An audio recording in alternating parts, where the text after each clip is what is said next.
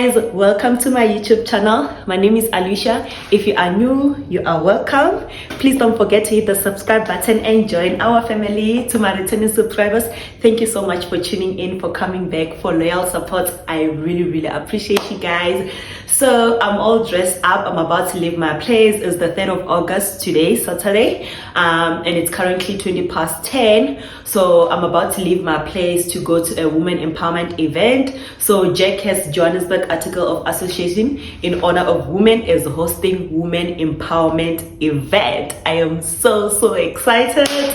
Like, we have incredible speakers and are going to be empowering women in business, women in industry, women in corporate. Like, I am so excited about it. I have a notebook with me. So the event is happening at Melrose Arc. So we're about to leave now so that we don't get to be late. We start with the event. Sorry guys, I forgot to show you what I'm wearing. So the theme is smart casual. So this is my smart casual. You know, a blazer will go a long way for you. You must have a blazer in your closet. So I am wearing this blazer that I got from Mr. Price. I'm also wearing this long sleeves that I also got from Mr. Price. And then I'm wearing these jeans that I got from Scotch and Soda. And then the shoes, I got them from Legit. So yeah, this is my outfit. And then the necklace, I got it from American Swiss. It was a gift from my little brother. So yeah, let's go guys before we get late.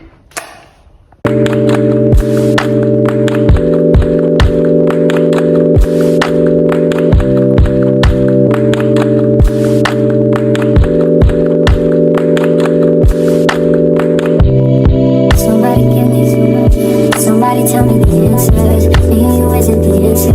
Me and you isn't.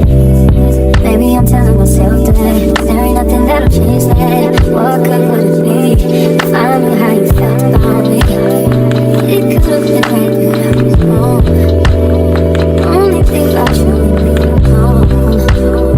Part of me that can't see this gone, and I know that I can't get caught up. We could have been, and I try to pretend every now and again. We don't dream about, don't think about what we could have been. No, I'm holding it in, 'cause I know in the end, we dream about, I think about what we could have been. We could have been. We could have been. Remember the night in Miami. First time you put your arms around me. I'm reminiscing. Thinking about you isn't helping. Thinking about you doesn't tell me what good you can do. If I decide to face the truth, it could have been right, but I was wrong. I only think about you, only think about you. Only hit me up when she's not home, and that's why I can't get caught up. We could have been, try to pretend now and again. We don't dream about, don't think about what we could have been. Holding it in, 'cause I know in the end, we dream about, I think about what we could have been. We could have been. We could have been. We could have been. We could have been. We could have been.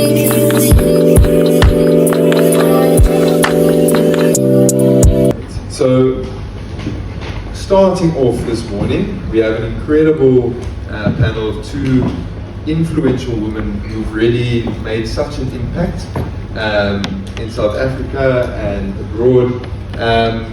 And we're here just to listen to a few words of wisdom and insights, which Sia will be facilitating our discussion. To my right hand side is Mkita, in the lovely red shoes, beautiful, and to my left, Dr. Natalie, a lot of experience in these 3 chairs, I can say, with Sia almost finishing our articles as well this year. So we hope you enjoy the discussion. It is a panel discussion, so it's a conversation, and whereafter we'll also give you some time to actually ask a few questions for our panelists here in the front. But do enjoy the day. It's for you. I hope you feel at home. It's a coffee table discussion. So yeah, fantastic. Enjoy. Thank you. it's been a long journey. So anytime people ask me this question, I'm like, okay, what am I gonna say? But I mean, my journey started. I mean, I was born in the former Transkei. In South Africa, we used to have countries within countries. So I was born in the Transkei, and I'm Bantu educated. So we went to. I mean, our schools were really under-resourced, and when I was about 11 years old, I actually asked my dad, what subjects do I need to do in order for me to learn more about money? So the reason why I started working and studying at the same time, I qualified in 2006, almost 11 years later. And when I qualified, I mean, what is interesting is that at that point, I'd gotten married in 2004, and I was pregnant with my daughter at that time. When I actually wrote my second part of the board. My dad passed on the 17th of November, which was a Thursday. I was writing on a Monday. And then, so which means that the 3 days I couldn't study because there was a lot of noise. Will you come, whatever. And I was almost 7 months pregnant with my daughter. I made the decision to go and write at 6 o'clock in the morning on Monday, right? So if my talent brought me here, and the greatest book says your talent will bring you before kings and queens, who am I speaking to today? Hey? Kings and queens. But that bio doesn't say the following words, and I'm sure a person sitting around a board table at the age of 22 was a female, and she's sitting in front of you today. Woo! A millionaire at 22 because of invention and innovation for one of the world's greatest banks, FNB. She's sitting in front of you today. And she's sitting in front of you not because she listened to the words and consumed the words of other people. She had her focus and she knew her goal. So you're going to hear words. And everyone's going to grade you. Yeah. Do people still do those grading things? Your KPIs.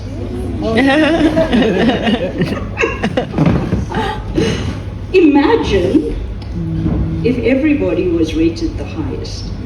You operate at your level best when you know you are seen and heard and you are good enough. You operate in the opposite when you know you are graded. So who are you? You're going to be graded. You're going to be, I mean, you have to work up that ladder. That ladder is not easy to climb. And it gets harder and harder and harder. So what are we going to do differently that allows us to operate in the highest form of who we are? Are we going to continue studying, irrespective of the adversities faced? Are we going to, have this mindset that we are not good enough? Because you are great. Look at where you're sitting. Look at what you have accomplished. And I mean, those accolades are phenomenal, but I always get a bit like, is that me? All my life they told me it's not you. Yeah. It's not for you. A 3.5 score. No, you have to be a 5 to get to the next one. No. You have to get A grades to get, no. If you look at the investors and the business entrepreneurs of the world today, look at their accomplishments and how they got there. It was because of their own belief. And yes, we invent first in the world. I mean first in the world, coming out of African soil. And what's my title now? The female version of Elon Musk. Come on! Can I just be Natalie? Yeah. Right? And then you're going to get to the top. And what do you do? And then what do you do? Continue in the same cycles or change the cycles? And if you look at career, I'm really I really feel like I'm tired and I don't have more to give. And this thing of pushing myself is now getting to a point where I'm feeling like I'm burnt out. And they're really considering taking a sabbatical. How did you position yourself and make your sabbatical work for you so that when you come back, you're coming back stronger and you're not left behind from where you are? Or even if you are left behind, how do you start powerful so that you continue your journey? So just to first what Natalie said about the red race, I've got a quote that I love, but I normally put it on my slides, saying that even if you win the red race, you're still a rat. So that the trouble with the red race is that even if you win, you're still a rat. So for me, taking a sabbatical is exactly that. I don't want to be a rat, right? The times that I had to take a sabbatical were times where I knew I was going to be productive, right? So before I got divorced, I'm a divorced single mom, sole providing mom. I took a break to actually write my exams. So I studied part-time, as I told you guys earlier. I failed my board, my first part of the board twice. And I took a career break to actually study and pass. And then the second career break that I took was to parent my daughter. And then post-divorce, actually, interestingly enough, I've taken 3 career breaks to parent my child, hands-on. The longest would have been in 2020 when she developed chronic pain. One of the things though that I do before going on sabbatical is to say, what story am I going to tell when I come back? So I actually, in 2016 when I took the sabbatical and I pivoted to psych, I wanted to learn more about strategy. I was CFO at the time. And during that time, then I did a lot of research around strategy implementation and attended some courses around strategy implementation so that I can tell people what is it that I was doing during that time. In 2020 was a turning point and is one of my most successful years because I wouldn't be here if I had not taken the sabbatical in 2020. But taking the sabbatical in 2020 gave me the freedom to write and to actually express my opinions and write about the things I want to write about because I had no boss, right? So when I started writing, I got these calls from people, like Natalie was saying, who said that you can't. Are you still with EY? And I would be like, no, I'm not with EY. I'm actually a free agent, actually. So now they had no one to report me to. And silence me, that gave me the freedom to write over that 10 months. So by the time I went back to KPMG, I had a story to tell. I am one of the thought leaders in this country right now. I'm the one of the most recognized CAs, right? And I'm an orator. I am great at what I do, and I'm an exceptional partner. That is it, right? So I think the other thing to remember is not to give up. It's to rest. And start again. Because many of us start, it gets too tough, we throw in the towel, and we leave. So know when to rest, when to pause, when to breathe, and come back invigorated and run faster.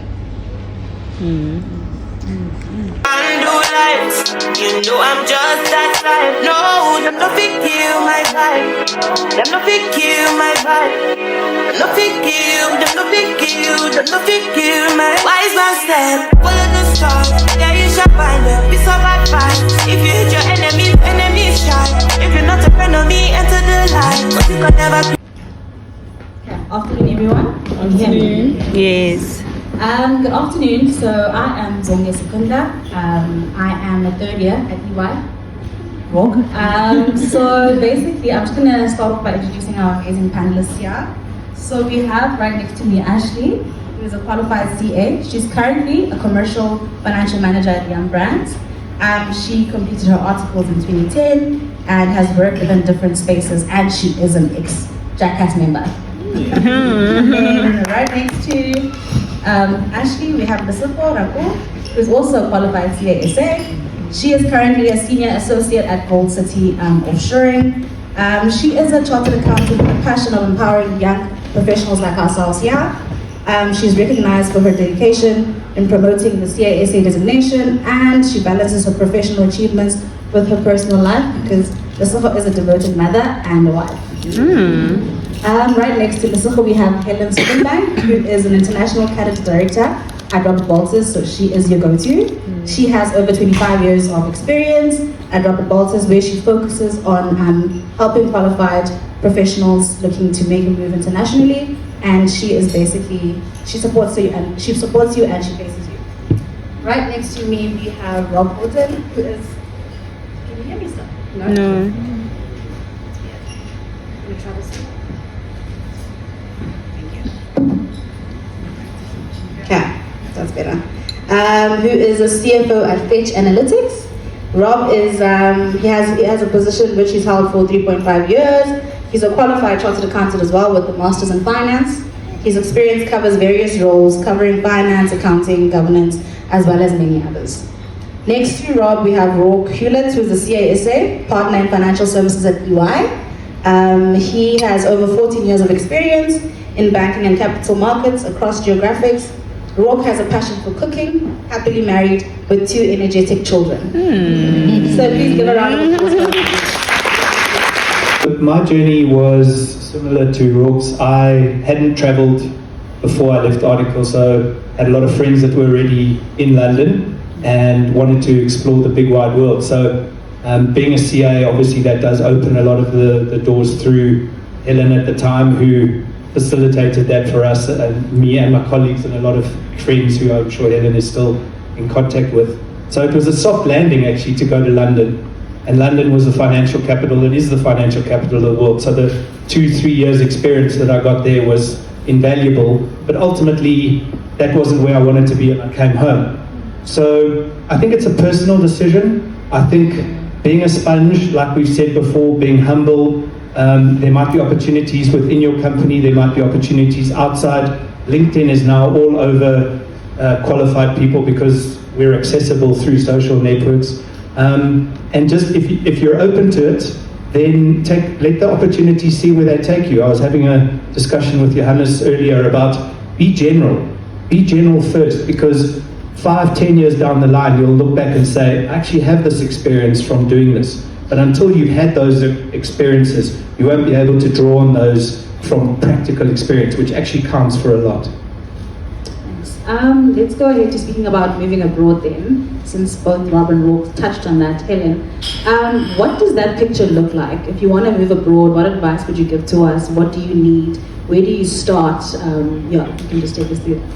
Yeah, I think the first thing I want to say to everybody is to kind of think a little bit deeper about that move overseas. I see it more and more often where it just seems to... We have a lot to offer in South Africa because our cost of living is relatively less than overseas.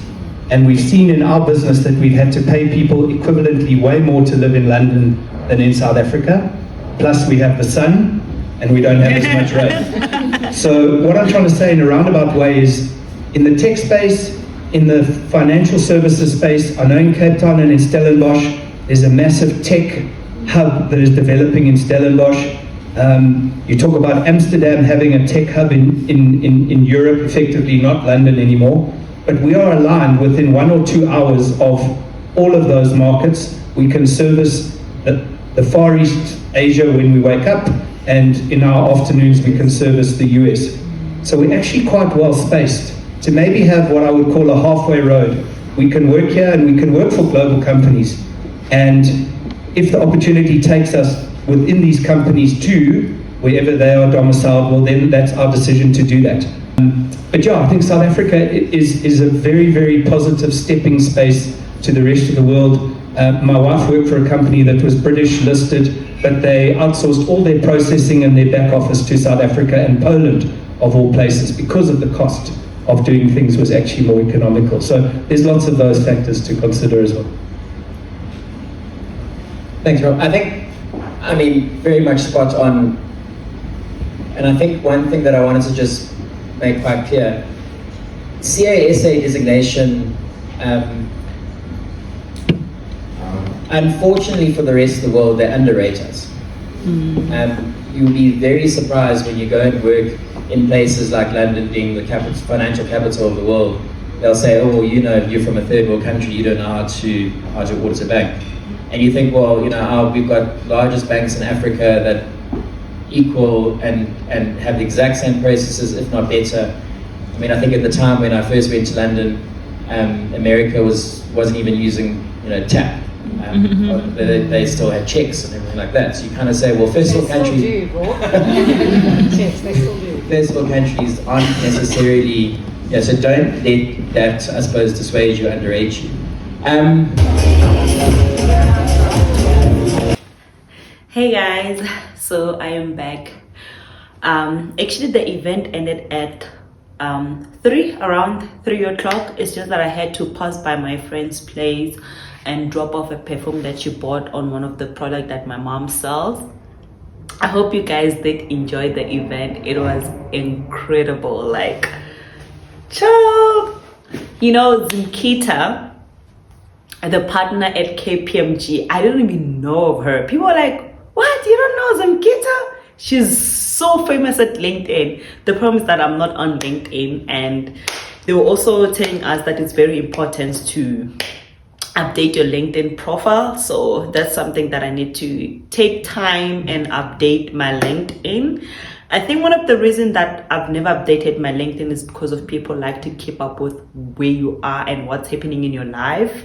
So the private thing is what made me not to update my LinkedIn. But I see that it's very important that I need to update my LinkedIn if I want to go far and if I want to network, because I realized, like, that's why now I'm starting to attend this networking event, because I realized that in life sometimes to go far it depends on who you know. If you know the right people, the sky is the limit.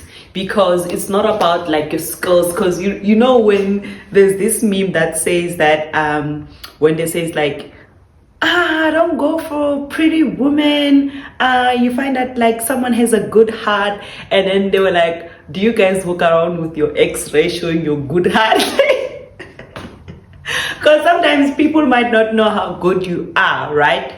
But sometimes like CVs, recruitment is hard to get into a company. But if, like, let's take you want to get into KPMG and you know so and so and so and so and so, it's easy to get into KPMG.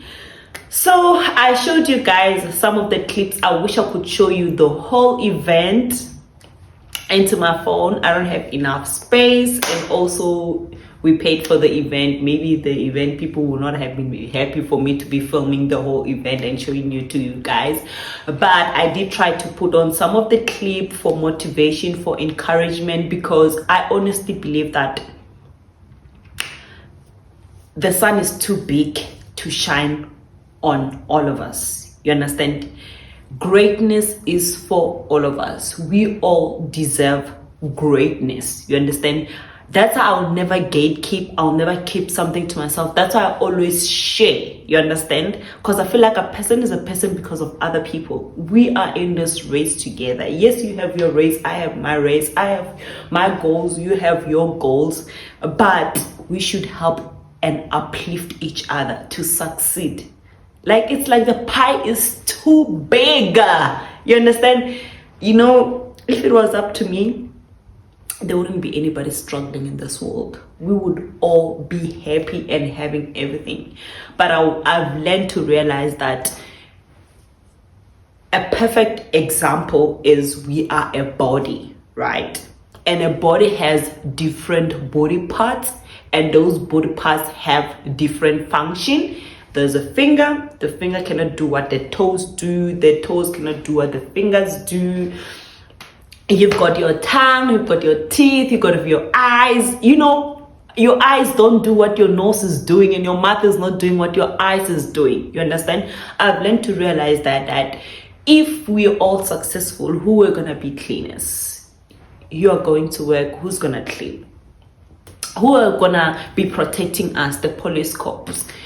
Who are going to be running and being a president? So you understand, everybody is important. And one thing I've realized is that God will give you peace and love in where you are and what you do. You understand? And I've learned to always ask God to give me peace in my journey. So yeah, the panel was very nice. Zimkita, wow, I am impressed about how bold she is as a woman and incorporate like a partner at KPMG, and she talks like that. Because I remember there's so many people that says that, by the way, how bold you are, because I'm not even half the woman that she is. Like, I'm not even that bold. Maybe it's because of people that try to silence me, that I sometimes try to dilute or die down. But I was like, wow, sometimes the things that she would say, I would even cringe. I'm like, why is she even saying this like in front of everybody? She was talking about even race in front of other white people. I was like, wow. Natalie, Dr. Natalie, wow, I am also impressed. Like, you know, those are the achievements that are achieved by men. You see why you always like, we look down on women, like we put ourselves down, like we look down on ourselves. Like, that's why when she says that, people say that she's a female version of Elon Musk. Why don't you say Natalie? Why are you comparing her to Elon Musk? And why is she the female version of? It's like that thing of Mamang met Manmang. Why didn't you? It's like we met each other. So why are you saying Dr. Natalie is the female version of Elon Musk? You get it? It's because of like women, it's like they're not meant to be that too successful. Like, no, that was so beautiful, like, honestly. And so what I've learned is that also networking is very important. Knowing relevant people that will put you up, people who when you need something, like, you will contact and they can put you to so and so that they also know. You understand? That's what the other race are doing, networking. So I'll catch you guys tomorrow when we go to church. I'm also supposed to go out with my friend. I've been trying to get hold of her. I'm not sure if we're still gonna go out. So tomorrow I'm supposed to go out with a friend of mine to celebrate her wins. I'll tell you about it, everything, tomorrow, right? So now it's a good night. I am so tired. I actually want to, I don't know, and I'm like, I slept early yesterday, but I'm still feeling tired.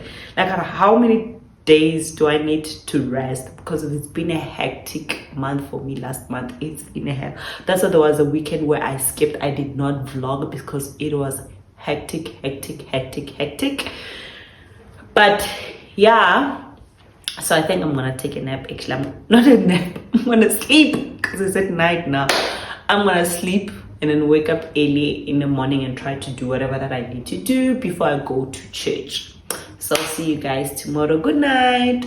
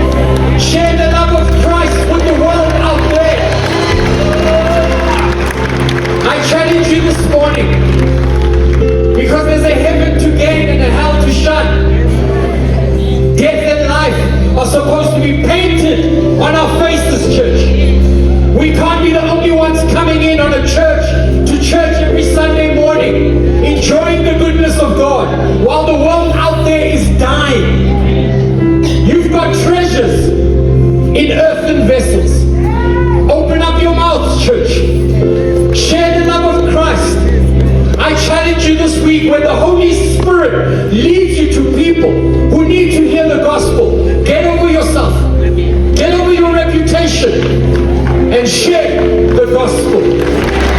That's the good news. We are here because somebody dared open their mouths. Somebody opened their mouths. That's why we are here this morning and have the privilege to worship an awesome God. Hallelujah. Give him a shout and a praise this morning. Hey guys, so I am back home from church. I just got carried away with doing some work. I know yesterday I said I was going out today with a friend of mine, so she canceled. We couldn't go out. So I wanted to show you guys the new restaurants that we discovered, because you know that I told you that I'm gonna share the new restaurants that we go to with you, because I'm not a person who like repeating restaurants. I don't like going back to restaurants and then the waiters recognizes me. Oh no. I hate that. So I guess you guys did enjoy and got something from the panel discussion. I know that I didn't put on the whole things, but I did try to put on clips that stood out a bit for me, but then some I couldn't also put the clips because I was just glued up and listening. I'm sorry, but it was very nice, and church was also nice. So today's scripture was about God's compassion, that God is for us, is not against us, and he's moved by his compassion towards us, and that he sees what we're going through. We should not move away from God, but we should move towards him, cry out into him, and with his compassions he's gonna come through for us. He's gonna help us, right? So in whatever that you're going through, run to God, seek your help to God. God is the one that's gonna help you, and he will see your faith and you calling him, and you will be moved by his compassion. So he was trying to say that God is not against us, God is for us. So this is the end of our vlog. I hope you enjoy the rest of the week, and I guess I'll catch you guys on my next upload. Please don't forget to like, comment, and subscribe and help grow the channel. I really appreciate you guys. Bye bye.